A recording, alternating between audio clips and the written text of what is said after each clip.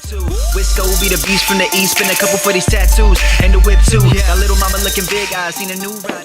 Hey, what's going on, family? Welcome back to the channel. It's your boy Wisco, and today's video is going to be me giving you guys pretty much a summary of my experience getting the eye surgery out here in Europe. Currently stationed in Aviano, Italy.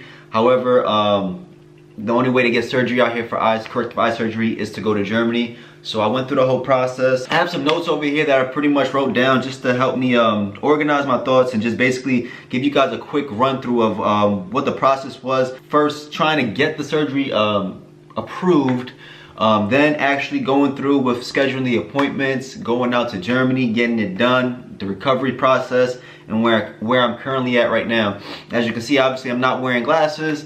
I'm not wearing contacts, and I'm on my 3-month mark since the surgery in January.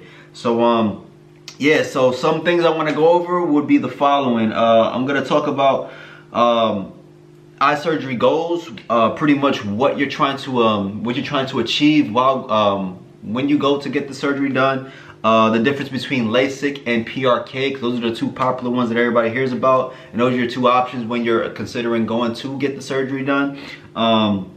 And just pretty much the process, what it takes to get approved, how can you get denied from getting the surgery, what information you have to send out to get reviewed, and then pretty much the steps that are involved when you get out there and actually are conducting the surgery. So let me get to my first bullet. So I label this one eye surgery goals. So the point of getting eye surgery is to reshape the cornea to correct the refractive error inside the eyes, or basically the way the light enters your eyes. So you're going to correct that.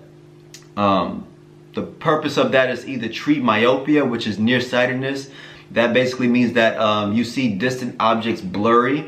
Hyperopia, which is farsightedness, which is the exact opposite. Close objects seem blurry, but you can see good pretty much far distances. And astigmatism, which is another popular one. Astigmatism is basically your cornea is irregularly shaped, which causes blurriness. So think of it as a nice smooth surface, like your eyes, your cornea is supposed to be nice and smooth and round. And with astigmatism, it looks like pretty much like a hill, or it's not perfect. So that's their job, is to curve that to hopefully make it smooth, so that way light can access your eyes pretty much clearly. So when you're going to these consultations to figure out if you're trying to get eye surgery, they're gonna tell you you have two options. You either have LASIK surgery or you have PRK surgery. So LASIK surgery is laser assisted in situ keratomylusis. Keratomylusis. I don't even know if I said that right, but that's basically what LASIK stands for. That's the acronym. So how does that work? So you have your cornea, your outside part of your eye, is the transparent dome-shaped outer part of the eye. Its job is to refract light, so by altering the shape of the curvature, you can alter the way light enters and is processed. Then you have your outer cornea, which is outside of that, which is called your epithelium.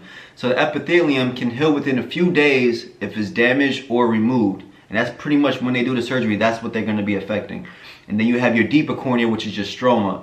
So that's under your cornea, and unfortunately that one is the permanent layer of your eye. So if you damage that, then it's pretty much it's a no-go. Or if your stroma is already pretty bad, they're not going to approve you for surgery. They're just not going to feel comfortable giving you the surgery.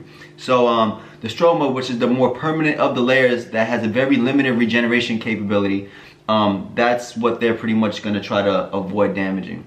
So for laser surgery, so basically that's pretty much what I got. I'm just going to give you guys the update right now. So basically I got laser surgery, LASIK surgery, and pretty much what they do is they take you to a room, and there's 2 different stations, and they will have the first station, which is gonna be the station that actually cuts the flap. So they use a femtosecond laser, which is used to cut a flap out of the outer cornea layer or the epithelium layer for access to your stroma. Then after they do that, so they cut that flap out. Your eyes are numb. You don't feel none of this stuff. They just use a clamp and open your eyes up. They put the drops in it, and then your eyes are numb. So pretty much, I can see all of the stuff when they're doing it. It just looks weird. It's like it looks like somebody just playing around in front of your eye with their finger, and you can see it going back and forth. And then you see some blurriness when they start doing stuff, but it's weird.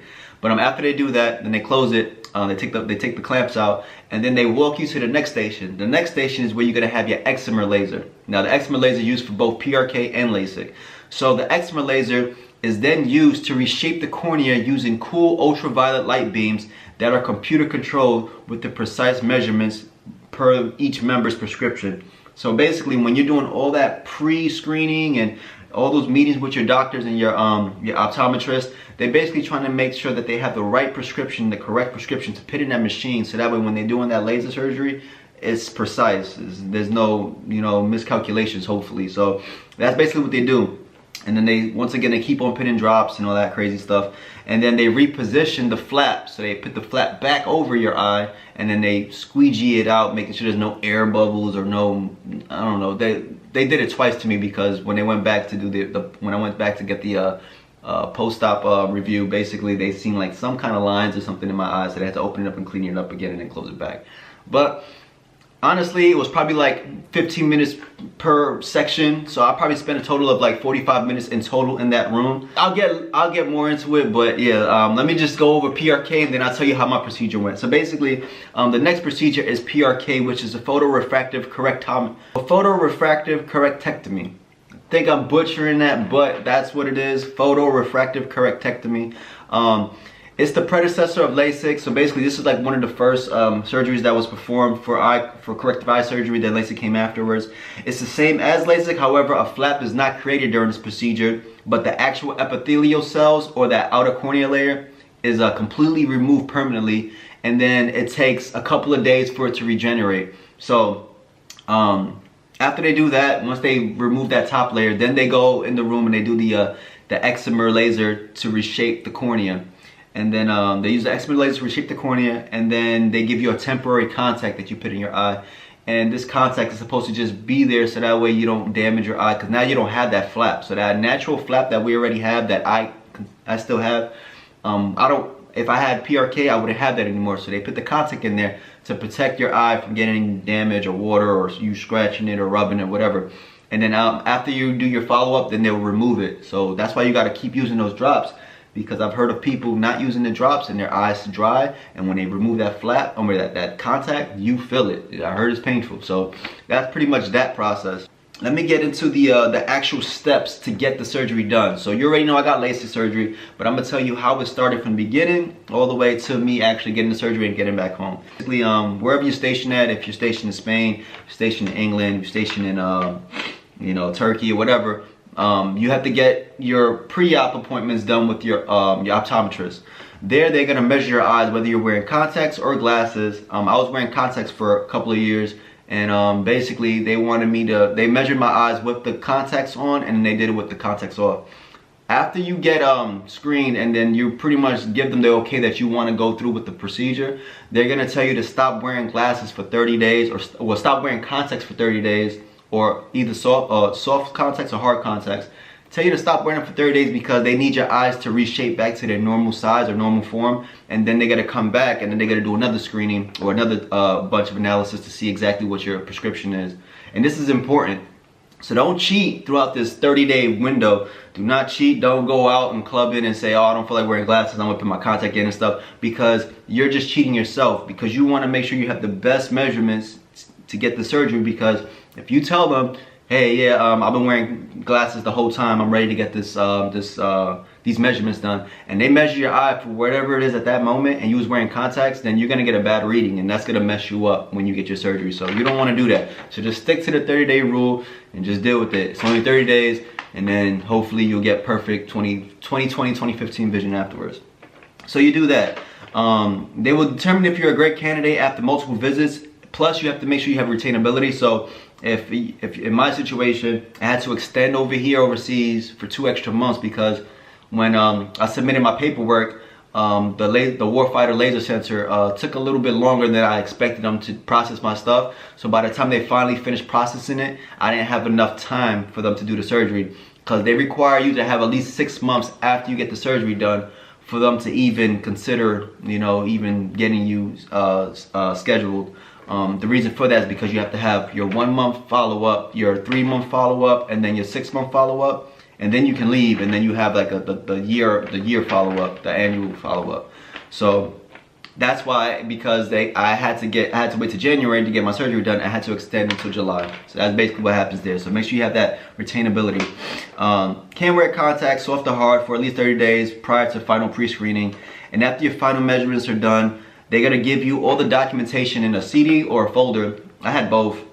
I actually had everything in an email, and then I just converted it over to a CD, and then I also printed them out, and I kept them in this nice little thick folder with all my documentation in it. And the reason you do that is because you got to take that with you, because in the event that, let's say, they're missing any kind of paperwork, that might put a halt on your procedure. So you don't want to have that, because one, you're traveling, you're going to a different country to get the surgery done. You don't want to have any issues with you getting out there and they turn you away because you don't have the documentation. So just keep all your files, all your emails, all your documents with you, and just hold it with you at all times. I only needed like 1 or 2 documents out of this folder the whole time I was there, so that was fine. You send all your final measurements to the Warfighter Center in Lackland. Lackland's the ones who are in charge of reviewing our packages for overseas. Once they get that, and they give you, they send you an email with the permission to proceed. Once you get that letter, then you take that and you send it to wherever you're getting the surgery done. So for us over here in Italy, and most places in Europe, you have to get your surgery done in Landstuhl. Landstuhl is in Germany, and it's like a detachment from Ramstein Air Force Base, Ramstein Air Base. And what you do is you send that information to them, and then they gotta pretty much give you a call or send you an email, whatever, saying, hey, give us a call at this number so we can schedule your surgery dates. So once you get that, they'll contact you, and then they'll give you all the information. They'll see if you have retainability. They'll make sure you have retainability, and then they'll send you documentation to have your commander sign. So your commander has to sign some stuff. You have to fill it out. They got to give you the okay. You have to have a permission to TDY to that location for at least 2 weeks.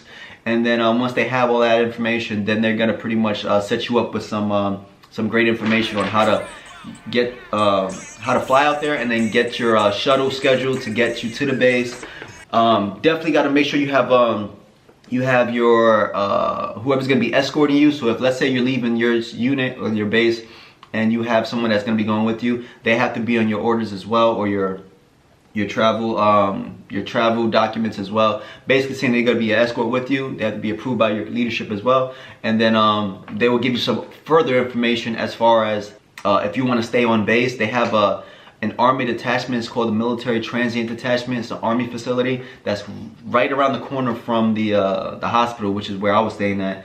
And the room is big enough for you and your escort.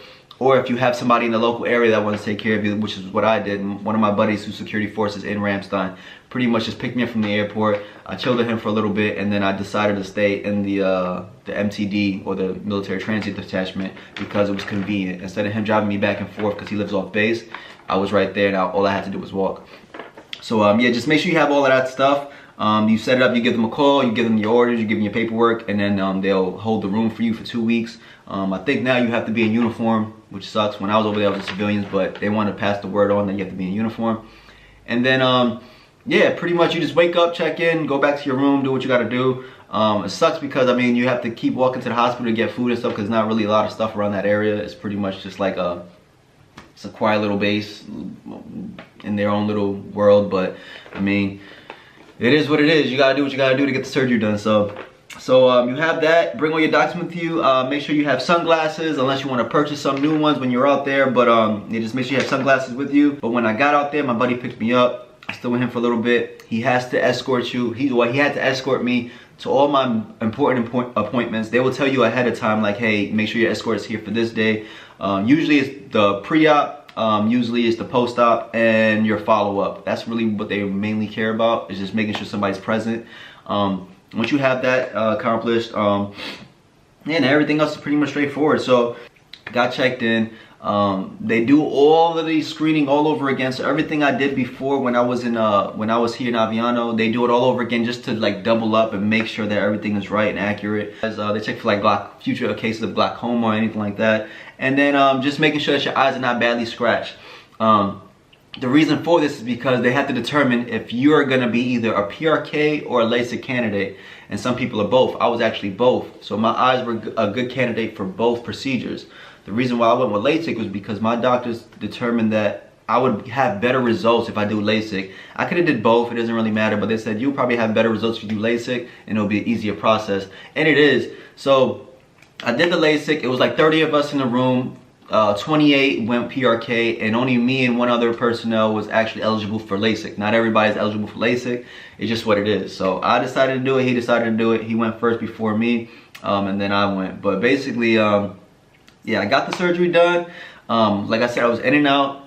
I went to the pharmacy, picked up my big ass bag of eye drops, like the temporary tears, the what's it called? The steroidal drops. They also gave me some pain meds. I think I got some hydrocodone and stuff like that. But pretty much, they just give you a big bag that's supposed to last you for a couple of months. And then, yeah, so I just took that, got some food, went to my room, had my sunglasses on, and I was fine. No lie, I kid you not.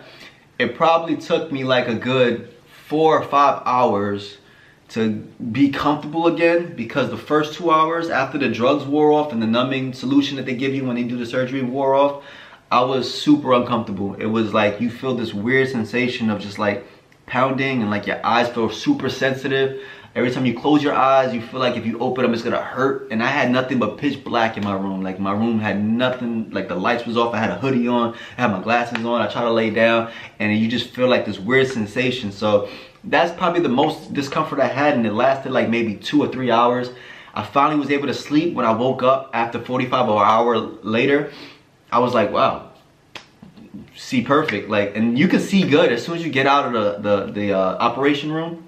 As soon as you get out of that room, you can see good. It's just that your eyes are sensitive. But when I woke up after that nap, I was like, this is pretty nice. You know, cleaned my face up, went outside, got some food, came back, and I was fine. And I was like that for the remainder of the time I was there. So that was my experience. When I went back to my follow-up, the lady was laughing because she said, wow, you look like you're doing pretty good, but a lot of those guys who did the PRK, they're still in their room right now feeling in a lot of pain and discomfort. And that's because, once again, that epithelial layer that they have is completely removed. So right now they're going through the whole process of regeneration, of trying to get that stuff rebuilt again. So their eyes are super sensitive, and I heard it's painful, but I mean, their results last a little longer. So basically, LASIK and PRK, they're pretty much the same. They both have their pros and cons. It is what it is. However, the only benefit getting PRK over LASIK is because with PRK, once that top layer recovers and heals, your eyes are pretty much back to how they used to be. Is like basically your eyes are undamaged. With my situation with LASIK, it's a flap. So once that flap is removed and then they put it back and they close it up, your eyes just naturally re-heal and regenerate, but that flap is not permanently recovered. It's still pretty much able to reopen if you get like a strong blunt to the eye, maybe a punch or something like that, or you get into a car accident, or maybe you playing sports and somebody's finger gets stuck in your eye and dislodges it. So that's all possibilities. You could also have to, you might have to worry about maybe not taking care of it properly and getting an eye infection. Stuff like that happens. So that's what it is. But with PRK, once that recovers, you're pretty much, your eyes are, you know, they pretty much back to normal. But like I said, with any kind of eye procedure or any kind of surgery, there's complications that can happen, period. So these are things just to consider. Whatever works for you, I say just go for it. If you're a candidate for either or, do it. I've been wearing glasses since 2nd grade, and this is my first time that I could wake up in the morning and not reach for contacts or glasses. And it's amazing. Like I would never, you know, I would never go back to saying, damn, I wish I still had glasses on, or I wish I could still go buy some contacts. Nobody would say that after getting the surgery done. It's a life changer. It's a game changer. So I'm truly grateful. I'm happy for that the experience and the process went smooth and well. I'm glad that I'm able to do this in the military, and the only thing I had to worry about was paying for food and the flight. I didn't have to pay for the hotel. I didn't have to pay for the surgery. My boy back in Ramstein took care of me, made sure I was straight, got to my appointments on time. So I appreciate you for that. And yeah, it was a pretty smooth experience. And I think the hardest part is just getting all the documentation ready and just holding out and making sure you can have that discipline to not wear contacts or your contacts for a good 30 days. But once it's all said and done, here I am 3 months later. I have another follow-up appointment before I leave out of here. And yeah, like I said, it's pretty much been a great experience, and I wouldn't trade it for the world. So yeah, if you like this video, press that like button, and if you haven't done so already, please subscribe. I know it's a lot of information. This is just my personal experience. It's probably not the best, you know, summary of what happened, but I'm trying to like just organize everything in my brain, because it was a lot over a 5 to 6 month period of getting all this documentation done and actually getting the procedure done and following through. But yeah, if you have any questions or concerns, please feel free to leave it in the comments below. And as always, guys, be safe, take care, and God bless. Thank you for watching the video, and I'll see you guys next time. Peace.